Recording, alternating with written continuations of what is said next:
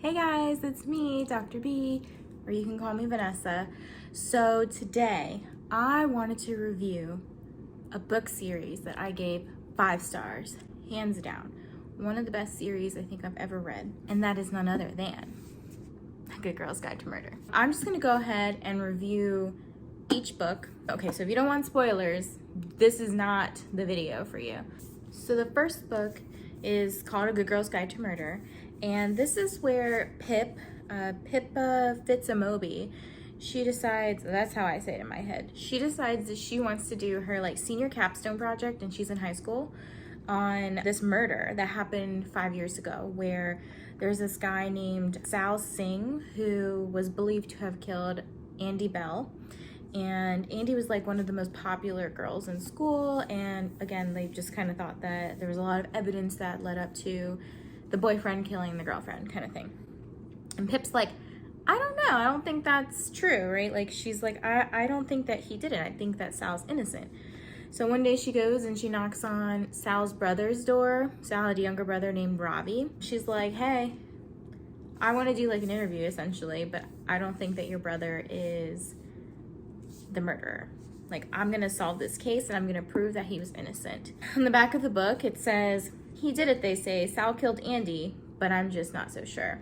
Basically, it's like this whole account of Pip going through and like interviewing a bunch of people. Like, you kind of feel like you're on the murder trail with her. Like, you're understanding people's motives, and like one person's interview would lead her to somebody else's, and she was putting all these clues together. You know, she's a really, really smart girl, it sounds like. You know, she was able to solve this murder. In the end, she solves the murder. It's essentially like this whole kind of like twisted story that Pip's best friend, Kara, she had an older sister named Naomi, and Naomi and Kara's dad was the one who actually killed Sal, and he set Sal up to make it look like he killed Andy. Then he was like, oh, I guess I never really need to do that, because he thought he saw Andy one day and he like kidnapped her, put her in like this attic of this house that he used to have or something, and then it actually ended up being a totally different girl who looked really similar to Andy. So they found like a missing person at the end.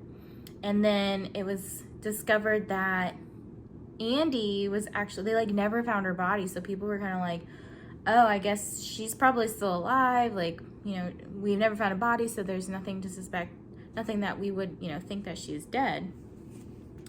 And basically it was Andy's sister who killed her. Like, Andy and the Mr. Ward had a fight, and she like fell and knocked her head on something, was bleeding, goes home, and her sister Becca actually ended up like not helping her, which ended up killing her. I think that's what happened. And then she was like, oh, you know, like, I thought I killed my sister, so I put her in this like septic tank.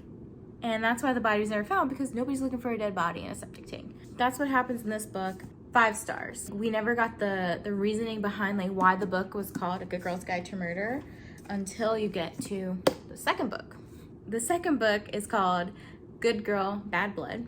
And it's like very early on that they reveal that Pip decides to create a podcast all about A Good Girl's Guide to Murder. Except she's not murdering anybody. She's really just kind of shedding light to the whole situation that happened in the first book. In this book, one of Pip's best friends, his name's Connor, his brother, Jamie, goes missing the night of the like memorial service for Andy and Sal. So she goes on this like wild goose chase essentially to figure out what happened to Jamie. So within this book, she's going through interviews and everything, and she is trying to figure out where Jamie is. There's kind of a story within the story. So there was a guy named Stanley Forbes, and that's actually not his real name. There was like an online stalker named Layla Mead. This Layla person was not a stalker, a catfish. And she was trying to figure out like, okay, we know that this person is like in their early 30s or about to be 30s, and they're like a white male, and so she's like targeting all the white males. Jamie happened to be catfishing as well, saying he was 29 and he fit the description for being a white male. So this Layla person is going around trying to find this person that fits their description. And they later reveal in the book that the reason why is because the catfish, that whoever Layla, person who's behind Layla, is actually like Pip's neighbor. He's actually Layla, and his wife kind of knows, she's like in on the story too. He describes like when he was really young, I forget how old, 10 or so, that his sister got murdered by this person named Brunswick Killer. And the kid of that guy ended up being called Child Brunswick. And they never knew the name of the person. They were trying to like keep the child's identity safe because they didn't want this child to grow up and have like a bad life, essentially, because his dad. So they're looking for Child Brunswick, and later find out that it's actually Stanley. Stanley is Child Brunswick. Stanley kind of helped his dad when he was 10 with these murders. So like Holly Jackson writes the book in a way that like makes you feel for Stanley Forbes. Of course, like kids who are 10, they don't really know what they're doing. They're just doing what their parents tell them to do. But Stanley helped his dad kill people and get rid of things. And so Charlie Green is like super upset that his sister got murdered, and now he's trying to get revenge. He ends up killing Stanley. So Pip is like super sad because she kind of developed this relationship with Stanley. And then it was later revealed that Jamie was actually in Stanley's like bathroom or something. And they were trying to figure out the mystery together. So I gave this book 4.5 stars. It wasn't like my favorite book. It was definitely third in line for me. I think that the third book was my favorite. Then the first book was my second favorite. And then the second book was my third favorite, if that wasn't confusing. But still a good book. I just felt like it was an okay story. Like I really liked it, but it wasn't as captivating as the other two books. Then I read this book. So this one is As Good as Dead by Holly Jackson. It's her third book of the A Good Girl's Guide to Murder series. That's a mouthful to say, but this one was my favorite book. I gave this book 5 stars. I gave the series overall 5 stars, but I really liked this one. And that's probably because it was kind of dark, and I'm not like opposed to things being dark. Every book picks up from like the previous book. Pip is just going through life. She's definitely got like PTSD because Stanley literally died in her arms. He was shot like 6 times. She keeps hearing all the gunshots and like seeing blood on her hands, and like so she's like reliving this. And as a psychologist, I could really understand this, and I could really get behind it and like understand like, yeah, this girl is very traumatized. She's like reliving this trauma. She is unfortunately not too down with therapy, so plug in for therapy here. Go to therapy if you need it. I will say, even though I'm a psychologist, I'm not your psychologist. So I really like this one because it was kind of dark. So this one goes through her, like, you know, she's doing some research about, I guess the one thing that stuck with me, because it was kind of a learning point, and I'm not like learning this to do it at any point, but in the book it talks about like rigor mortis and liver mortis and algor mortis, and I was like, oh, I didn't know there was more than just rigor mortis. She was just reading something that had to do with how do pathologists determine time and death in a homicide case, which comes in handy later because Pip starts seeing some weird stuff. Like there's dead birds in her driveway, and there's these little chalk figures. And she does a Google search and finds out that it's like this DT killer. And DT stands for duct tape. So that's why there's like all this duct tape over the book. She's like experiencing the same pattern that the DT killer was doing for his victims. And she was like, how's this happening? Like the DT killer's in jail, or so we think. There's this guy named Billy who was accused of the murder and then he was put in jail for it for the last several years. Come to find out, he's not actually the killer. So Pip's like, all right, I'm gonna go figure out who the killer is. I'm gonna do what I do best, solve murders. She's like, I don't trust the police anymore. They didn't help me with Jamie in the last book. They weren't really good at solving the crime in the first book. So here I am doing the police work. Pip takes it upon herself to solve this mystery herself before she gets killed. She actually gets kidnapped and discover that it's Jason Bell. Yeah, Andy Bell's dad. She luckily escapes after Mr. Bell leaves her alone. What a dumb thing to do if you're trying to kill somebody.